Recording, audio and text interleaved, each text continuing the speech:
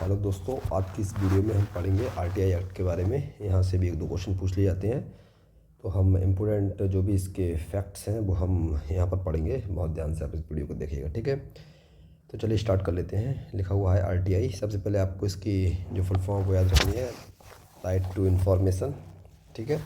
इस एक्ट का नाम है राइट टू इन्फॉर्मेशन। 2005 में ये आया था, 12 अक्टूबर 2005 के लिए, ठीक है। ये आपको यहाँ पर याद रखना है, राइट टू इन्फॉर्मेशन, ठीक है। और ऑल सिटीजन हैव राइट, सारे सिटीजन्स का राइट है कि वो किसी भी गवर्नमेंट के विभाग से इंफॉर्मेशन मांग सकते हैं। उनके पास अधिकार है इंफॉर्मेशन लेने का, ठीक है। उसके रिगार्डिंग ये एक्ट है। इसमें बहुत सारी बातें हैं पढ़ने के लिए, जिसमें हम पढ़ेंगे, ठीक है। इसमें क्या है, दो सूची हैं, ठीक है।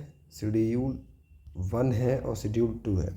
जो शेड्यूल 1 है उसमें बताया गया है ओथ के बारे में, ठीक है। जो ओथ ली जाती है सीआईसी के द्वारा, जो ओथ ली जाती है उसके बारे में बताया गया है। और जो जो शेड्यूल 2 है ये बताई गई है इंटेलिजेंस और कुछ ऑर्गेनाइजेशन है जिसमें जो कि मतलब जो इसमें मतलब एग्जम्प्टेड करी गई हैं आरटीआई से, तो उसके बारे में इसमें बताया गया है, ठीक है। इसके बारे में भी हम आगे चल के और बात करेंगे, देखिएगा ध्यान से, ठीक है।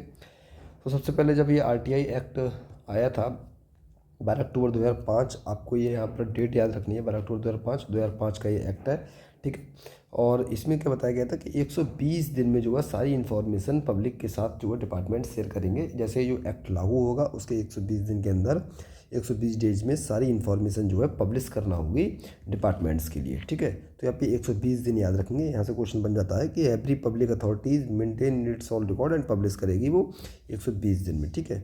S4 था, मतलब ये रूल नंबर 4 था, 441 था, S41, ठीक है। तो ये चाहें तो आप नोट कर सकते हैं, ये थोड़ा सा इम्पोर्टेंट है, तो आप ये नोट कर लीजिएगा, ठीक है। इसके अलावा ये जो इन्फॉर्मेशन शेयर की जाएगी वो लोकल लैंग्वेज में, इंग्लिश में या हिंदी में, मतलब इंग्लिश हिंदी तो है ही मैंडेटरी जैसा कि आप लोग जानते हैं। और लोकल लैंग्वेज जो भी है जिस भी राज्य की है वो उसमें जो है शेयर की जा सकती है, ठीक है।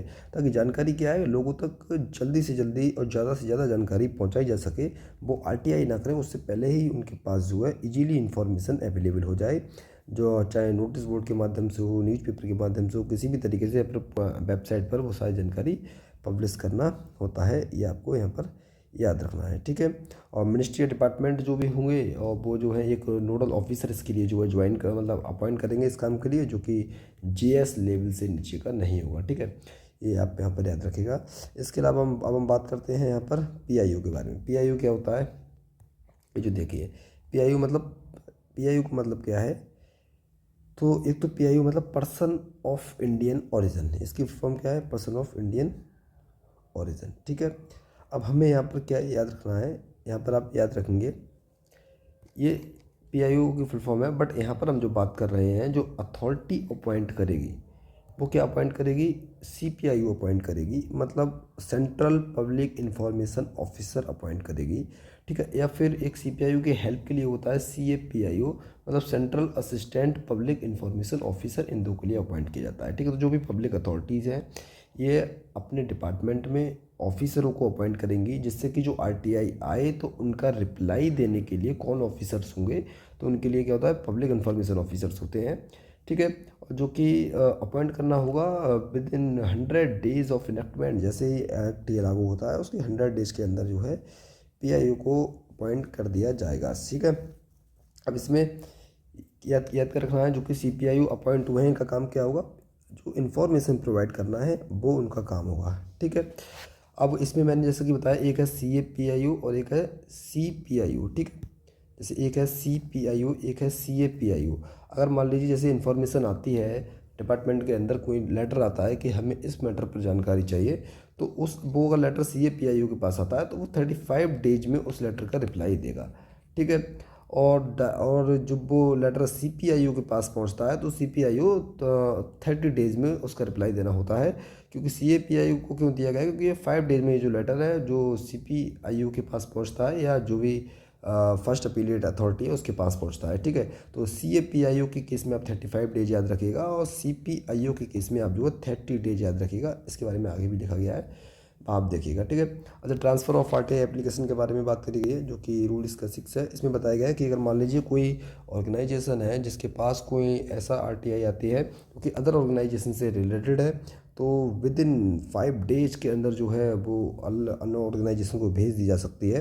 बट ऑर्गेनाइजेशन जो है अन ऑर्गेनाइजेशन को भेज सकती है विद इन 5 डेज में, अगर किसी अन्य ऑर्गेनाइजेशन से रिलेटेड मैटर है। बट CPIO जो होता है वो अदर CPIO को नहीं भेज सकता।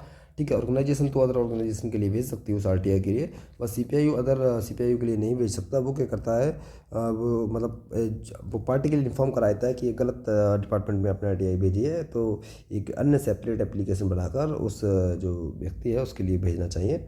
ठीक है, ये आपको यहाँ पर याद रखना है। फिर है डिसमिसल रिक्वेस्ट। ठीक है, इसके बारे में बताया गया है डिसमिसल ऑफ रिक्वेस्ट, मतलब कितने कितने दिन में ये इस पर कार्रवाई होगी।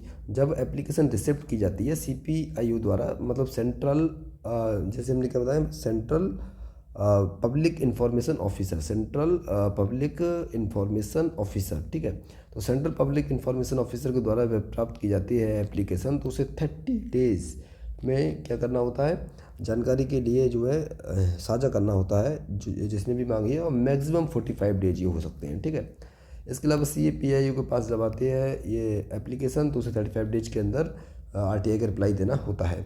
लाइफ एंड लिबर्टी का केस है तो 48 आवर्स में रिप्लाई देना होगा। अगर मान लीजिए थर्ड पार्टी इन्वॉल्व है, कोई ऐसी जानकारी मांगी है या RTI में जिसमें थर्ड पार्टी एक इन्वॉल्व है, तो उस केस में 40 डेज़ में रिप्लाई देना होगा। ठीक है, 40 डेज़ का टाइम है। टाइम पीरियड जरूर याद रखिएगा, बहुत बेसिक क्वेश्चन यहाँ से बनते हैं, इसीलिए मैंने इंपॉर्टेंट चीज़ें आपको यहाँ पर लिख कर बताई हैं।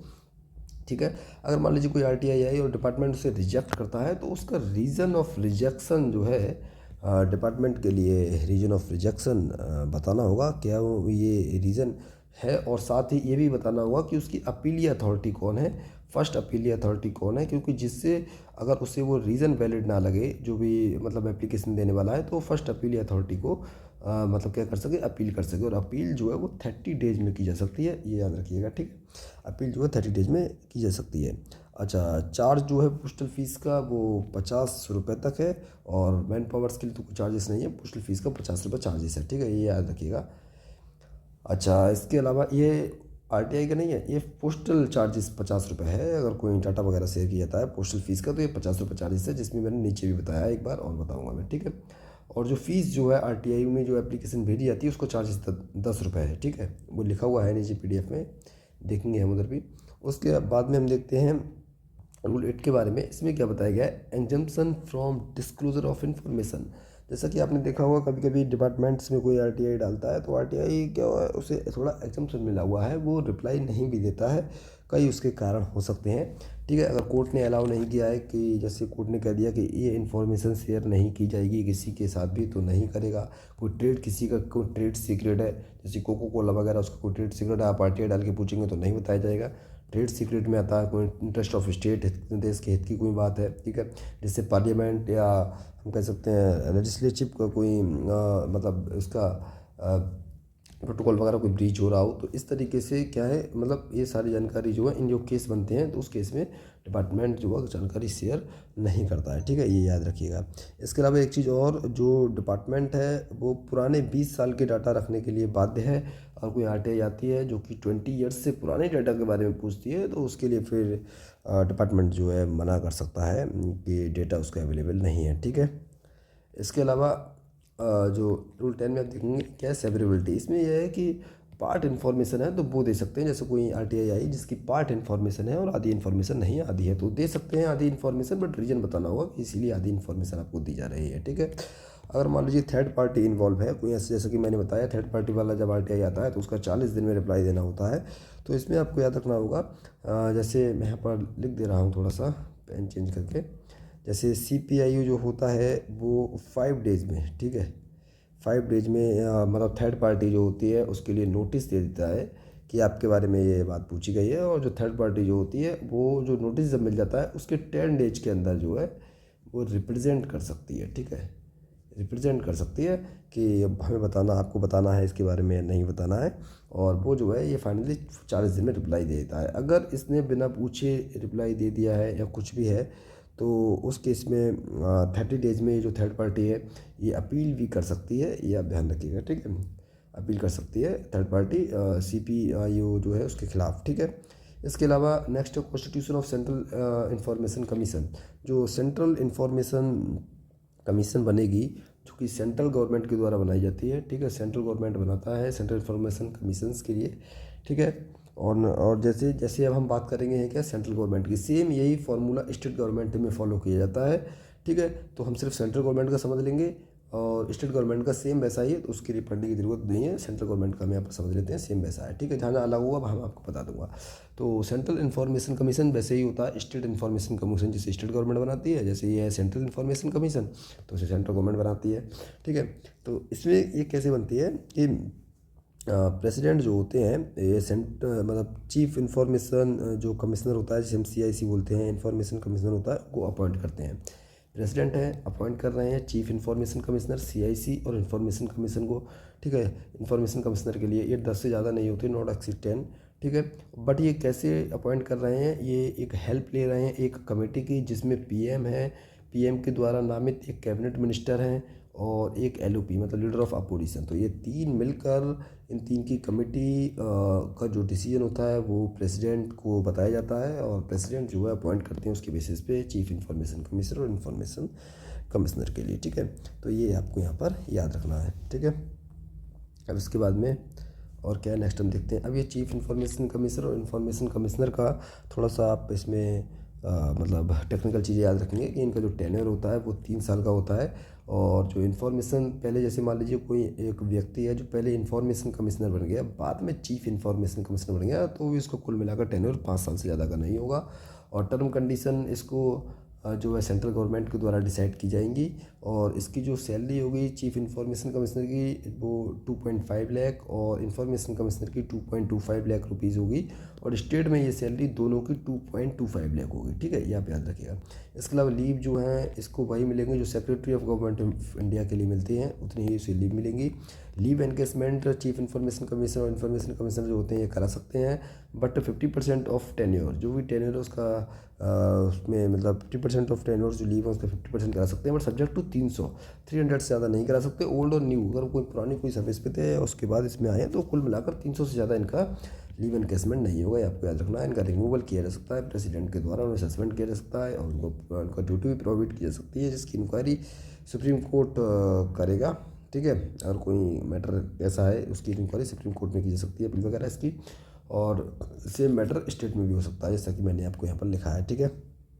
इसके अलावा पावर टू इन्फॉर्म कमीशन मतलब ये है कि 18 में कि चीफ इन्फॉर्मेशन कमीशन जो है एक सिविल कोर्ट की तरह एक्शन ले सकता है। जो भी चीफ यहाँ पर इन्फॉर्मेशन कमिश्नर है सिविल कोर्ट की तरह एक्शन ले सकता है, ठीक है। बट उसको बेंच बनाने की पावर नहीं है कि वो बेंच बनाकर डिसीजन दे, ये उसके पास पावर नहीं है, ठीक है, लिख लीजिएगा।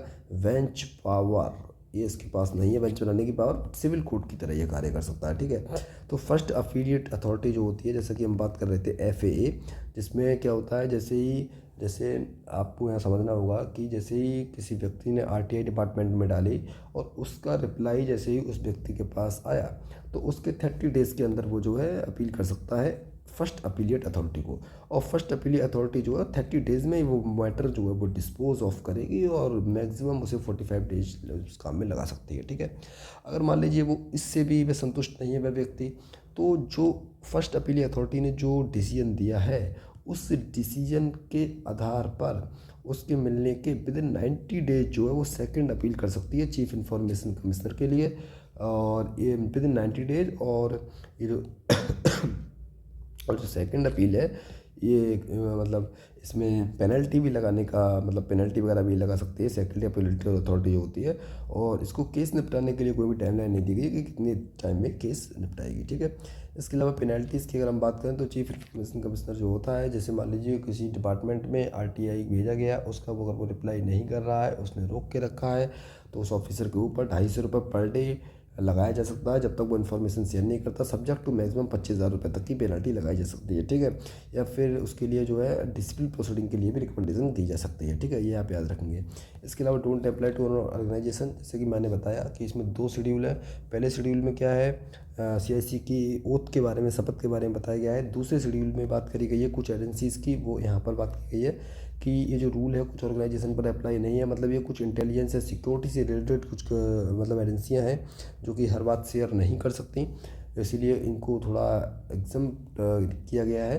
बट ह्यूमन राइट वायलेशन अगर कोई केस बनता है तो मतलब अप्रूवल अगर चीफ़ इंफॉर्मेशन कमिश्नर का हो जाता है कि हाँ इनसे ये जांच लेनी ही है, मतलब या फिर इनसे रिपोर्ट आरटीआई का रिप्लाई लेना है, तो विद इन 45 डेज इन्हें भी रिप्लाई करना होगा, ठीक है।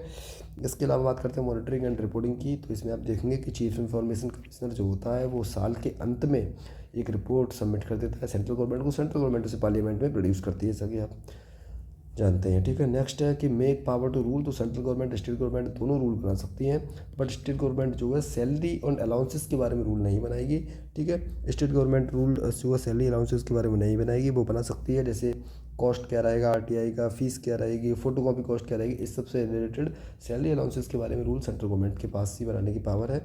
इसके अलावा आप याद रखेंगे आरटीआई वीक कब बनाया जाता है। तो आरटीआई वीक जो है वो बनाया जाता है 5 से 12 अक्टूबर में, ठीक है। ये बहुत इंपॉर्टेंट है, क्वेश्चन यहाँ से आता है। इसके अलावा एप्लीकेशन फ़ीस ये 10 रुपये होती है आरटीआई की। मैक्सिमम 500 वर्ड्स तक की एप्लीकेशन होनी चाहिए। अगर मान लीजिए इससे ज़्यादा भी है तो ऐसा नहीं है कि अगर इससे ज़्यादा की कोई एप्लीकेशन होगी तो उसको रिजेक्ट किया जाएगा, रिजेक्ट नहीं किया जाएगा, ये आप याद रखिएगा। इसके अलावा ये एक्सक्लूडिंग अनेक्स्चर है, अनेक्स्चर अलग से है, ठीक है। और जो बीपीएल बिलो पॉवर्टी लाइन जो होती है उससे जिसमें जो लोग आते हैं उनके लिए कोई फ़ीस देने की आवश्यकता नहीं है, ठीक है। ये आप याद रखेंगे। इसके अलावा जैसे कुछ जो रिप्लाई दिया जाता है आरटीआई का डिपार्टमेंट्स के द्वारा, उसकी बात करी गई है। A3 या स्मॉल साइज पेपर है, उसका 2 रुपये पर पेज लगता है। कोई फ्लॉपी या फिर डिस्क में कोई डाटा मांगा गया है तो उसका 50 रुपये पर फ्लॉपी लगती है। पोस्टल चार्जेस जो जाता है उसका 50 रुपये लगता है, जैसा कि मैंने आपको बताया। इसके अलावा फ़ीस फॉर इंस्पेक्शन, मतलब कोई ऐसा आरटीआई का रिप्लाई मांग लिया गया है जिसमें कई बहुत सारा इंस्पेक्शन करने की ज़रूरत है, तो एक घंटे तक तो फ्री है। 1 घंटे के बाद में 5 रुपये पर आवर के हिसाब से फ़ीस लगती है। इसके अलावा जो पेमेंट है वो EIPO के द्वारा किया जा सकता है, मतलब इलेक्ट्रॉनिक इंडियन पोस्टल ऑर्डर के द्वारा किया जा सकता है, ठीक है। तो इतनी बातें मैंने आपको इतनी स्पीड से बताई 16 मिनट्स में। क्वेश्चन यहाँ से ही बन जाएगा, ठीक है। ज़्यादा बड़ा ये मतलब है नहीं, बट आप इसमें कुछ चीज़ें और याद रखेंगे, ठीक है। जैसे क्या याद रखेंगे, मैं यहाँ पर कुछ चीज़ें आपको लिखवा दे रहा हूँ, कुछ चीज़ें और याद कर लीजिएगा। मतलब विच कंट्री फर्स्ट इंट्रोड्यूस, मतलब आरटीआई की अगर हम बात करें आरटीआई तो मतलब कंट्री कौन सा था जिसने पहले आरटीआई को इंट्रोड्यूस किया था, वो था स्वीडन, स्वीडन, ठीक है। इसने क्या किया है, सबसे पहले इंट्रोड्यूस किया है, इंट्रोड्यूस फर्स्ट इंट्रोड्यूस कंट्री है वो स्वीडन है, ठीक है। इसके अलावा विच स्टेट, ये तो कंट्री हो गई। अब हम बात करते हैं अपने भारत देश की, तो विच स्टेट, किस स्टेट में जो है पहली बार ये आरटीआई इंट्रोड्यूस किया गया है, तो वो है तमिलनाडु। आप यहाँ पर इतना याद रखेंगे, तमिलनाडु इन इंडिया, ठीक है, तमिलनाडु इन इंडिया। इसके अलावा मतलब आरटीआई जो हम कह सकते हैं आरटीआई का आइडिया की बात करें कि आरटीआई का आइडिया कौन लाया था, आरटीआई आइडिया तो वो लाए थे बीपी सिंह, जो कि पीएम थे हमारे, प्राइम मिनिस्टर हैं बीपी सिंह। इसके अलावा अप्रूव्ड किसने किया इसे, तो Shri doctor APJ Abdul Kalam, doctor APJ Abdul Kalam, ठीक है। Shri BP Singh, Shri doctor APJ Abdul Kalam, ये आप याद रखेंगे, इन्होंने इसे अप्रूव्ड किया था, ठीक है। तो ये आप कुछ डेटा है यहाँ पर याद रखेंगे। इसके अलावा एक चीज़ और आप यहाँ पर याद रखेंगे, क्वेश्चन आया था इसकी वेबसाइट जो है RTIONLINE.gov.in, यहाँ से ये क्वेश्चन आया था, ठीक है। तो ये आप याद रखिएगा, यहाँ से भी क्वेश्चन आते हैं। बाकी मैंने बताया जैसे central assistant public information officer, central public information officer, OCI की फुल फॉर्म आए तो ओवरसी सिटीजन ऑफ इंडिया, इस तरीके से आपको फुल फॉर्म याद रखनी है। और आरटीआई मैंने बता दिया, राइट टू इन्फॉर्मेशन एक्ट, तो यही सब है, ठीक है। यहाँ से क्वेश्चन बनते हैं, कुछ आपको नहीं समझ में आया हो तो कमेंट करिएगा। चलिए दोस्तों, मिलते हैं नेक्स्ट वीडियो में। इसके बाद हम नेक्स्ट बात करेंगे, जैसे कि मैंने यहाँ पर बना रखा है PDF ट्रैवलिंग अलाउंसेस के बारे में, ठीक है।